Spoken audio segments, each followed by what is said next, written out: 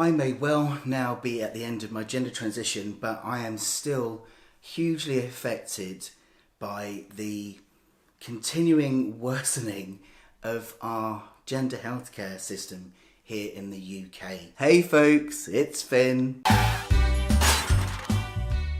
Hello lovely people, thank you for tuning in to watch another video.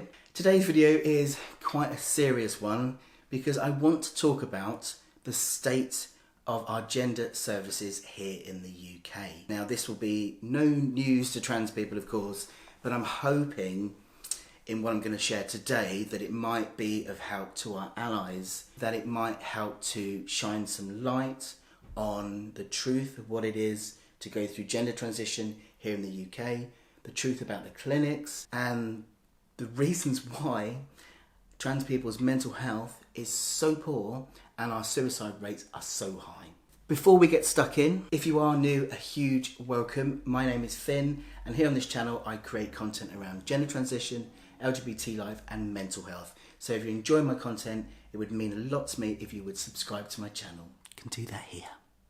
The title of this video was inspired by a mural that was created by CJ in Bristol, which said "Dying to Get Started," which was serving to raise awareness of the issues of our gender services in the UK and the state of the waiting times and how this was having such a negative impact on trans lives. And it sounds really dramatic, but it's absolutely true. People in the waiting lists are literally dying. People are having huge mental health complications, huge physical health complications, and people are taking their own lives, they're attempting suicide because our services really are that bad. At the moment here in the UK, the average waiting time for an appointment at a gender identity clinic is 3 years. Yes, you heard that right, 3 years. The guidelines of the NHS for a waiting time for appointment between being referred by your doctor to a clinic is 18 weeks. So as you can see, 3 years is well beyond that. Now, I was inspired to make this video by a couple of things recently, one of which was a message I had on Instagram from a trainee nurse. This trainee nurse wanted to know if they could ask me some questions about the process I'd been through, what it was like going through a gender identity clinic, what it involved. And as I shared my experiences with this person, they were completely shocked. They had no idea of the stages we had to go through, of the length of time we had to wait. And by the end of the conversation, it was clear that I completely changed their mind about gender services and that they were going to go back and tell everybody else. And it just really struck me that a trainee nurse that had been in training for over a year at that point had no idea that this was going on. Now, as trans people, we live this reality every single day, so we're well aware of the issues. But unfortunately, trans people's issues are kind of buried. We don't get the same coverage in the media that other people, other demographics do when there are similar issues going on. If this was any other demographic who should be waiting 18 weeks but is instead waiting 3 years, it'll be all over the news. But because it's trans people, it isn't. And this is one of my motivations for making this video today. And also because I've been involved recently with a patient-led NHS service where we're sharing our experiences to hopefully improve services. And the banner, "Dying to Get Started," was on one of the slideshows and it really hit me. And I thought, you know, I've never made a video where I just talk about this and how angry I am and how let down I feel. And I really wanted to make this video today to share this and to hope that somebody watching it, people watching it who are looking to find out more about trans people or working with trans people, hopefully understand the impact of this and the severity of it, because it really is ruining and taking people's lives. So in a brief nutshell, to explain our system here in the UK, we have 6 gender identity clinics. You get referred to one of the clinics by your doctor and then you just wait. Nothing happens in the meantime, you just wait. So imagine you've just come out, or perhaps you realise you're having gender questioning issues and you want to talk about it, but you're told, yes, you're referred, not quite sure when, roughly 3 years. Just unacceptable. Once we're in the care of a gender identity clinic, nobody else will really touch us. It's really difficult to get other counselling support because people think, oh, this is a gender thing, this is a transgender thing, it's specialised, we can't touch you. So not only are you waiting 3 years, you're also left with nothing but peer support. There are a few charities that do amazing work, and I'll link them below, that provide support, but largely, if it wasn't for them, people would be left completely alone, struggling with all of what it means to be questioning your gender and to know that there's this huge weight to even start to unpick this stuff and to go through transition. Now, the common media narrative we hear is that trans people come out on a Monday and they transition on a Friday. It's some kind of magical transgender transition conveyor belt. I've never seen one. Not only do you have to wait a huge amount of time to be seen, but then once you're even in the system, it takes a long time. As trans people, we choose different routes. We choose hormones, some choose surgery, some don't. So as soon as you have your first appointment, then there are subsequent appointments after that to assess your suitability for hormones if you want those. Then you have to wait for that to start. Then if you do choose top surgery, there's more of a wait, more of appointments, more signatures, more people to sign off. If you want lower surgery, the same thing, more appointments, more people to sign off. I cannot overstate how lengthy this process is. My whole transition from start to finish took 8 years because of having to wait for appointments, for surgery times, for letters, all of these things. It is a very lengthy process, and of course there should be checks in place to make sure people are informed, are prepared, etc. But this should be done in a timely fashion, because the longer these waiting lists are, the more a person's mental health suffers. And people are often saying, well, transgender people still have mental health challenges. Of course we do, because we have to cope with a system that treats us like second-class citizens, that makes us wait and doesn't do very much, visibly at least, to change this. And it's not just gender clinics. Surgeries, these also have huge waiting lists as well. At the moment, lower surgery here in the UK has a massive waiting list because there's only one service. St Peter's Andrology Clinic are the only providers of lower surgery for trans masculine people here in the UK, and currently they're not even operating. The waiting lists were huge before COVID. Then of course with COVID, when that all kicked off, surgeries were stopped, but now there's been some complications with them getting their contract reorganised, so they've had to stop surgeries completely. Now with lower surgery, it isn't just one surgery and you're done. There are at least 3 stages. People often need surgery in between stages to fix complications.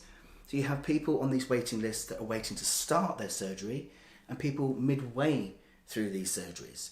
People who have got complications that are waiting to be fixed, but because the surgery has been stopped, they've got no way of getting fixed, of knowing when this is going to start back up again. I've finished my journey, but God forbid anything happened to me where my pump device needed to be looked at. There's nobody to do that for me. So even though I've finished, I'm still affected. And I'm affected anyway because these are my siblings that are being left in the dark with huge waiting lists, no hope in sight, and it's horrendous. People get it wrong when they think that being transgender is what causes mental health challenges. It isn't. It's being held back from having support, timely access to treatment. That's what's causing mental health challenges. That's what's causing people to attempt to take their own lives. And we need people to know that this is going on, because the more people that make noise about it, the more likely it is that it'll change. So what can we do? Stop trying to revamp gender services. There's a saying, isn't there, that madness is doing the same thing over and over again and expecting different results. Stop the madness. 6 clinics for a growing population of trans people. It's quite clear that this isn't the way forward. Gender identity clinics were set up on the back of this all being seen as a psychiatric condition. Being transgender is not a mental health condition. It was removed as a mental health condition back in 2013. But we still have a very overly psychiatric based system, which is why we go to clinics. We need to stop that system because we don't all need psychiatric help. Some people do. Some people might come with coexisting conditions. Some people might have had their mental health made worse because of this and need more psychiatric support, counselling, therapy and so on. But it's not a given. It isn't that all trans people have mental health challenges. It isn't that being transgender is a mental health condition. It isn't. So get rid of this psychiatric system, move it into generalised everyday medicine. You know, we need things like support, endocrinology, surgery. This can go in general hospitals, and then it would be nationwide. People could access local services. That's what needs to happen. And more training for GPs, counsellors, therapists. Because as trans people, we're people, you know? And a lot of what we want support with and to talk about, any counsellor can help us with. We don't always need a specialised counsellor. Not everything is about being trans, you know? Unfortunately, when we're trans, people see that everything about us, trans broken arm, is about being trans. And it might not be, you know? So it's okay to still have some generalised, specialised clinics if they're needed. Some people might prefer to go to a clinic because it's safer. They don't want to be seen in a hospital. But otherwise, move it into general care. Give people more training. Give GPs more support, because GPs can already prescribe, but they're too afraid to. So we need more awareness. We need more training.